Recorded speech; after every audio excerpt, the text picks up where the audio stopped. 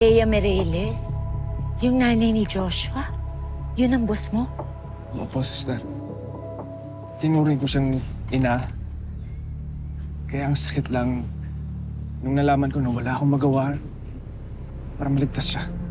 So, ang ibig sabihin, matagal nang pinaplano ng nanay ni Joshua ang papabagsak kay Gaspar? Eh, dito alam ni Joshua. Wala siyang alam sa lahat. Hanggang gagabi, nung nakita ko na wala na si Ma'am Leia. Kaya ba desperado kang makita yung USB?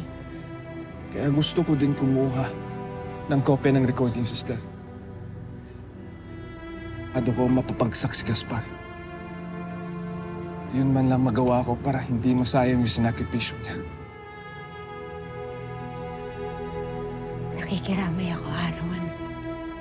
Ipagdadasal ko siya. Hindi ko man lang magawa yung pumunta sa burol niya.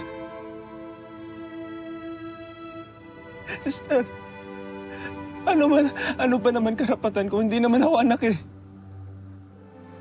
Hello mga kapatid, ito po si Ai de las Alas ng My Best Friend Eman. Mas marami pang emosyon ng mga susunod na eksena kaya click mo na best friend at huwag mong kalimutan mag-subscribe sa TV5 YouTube channel.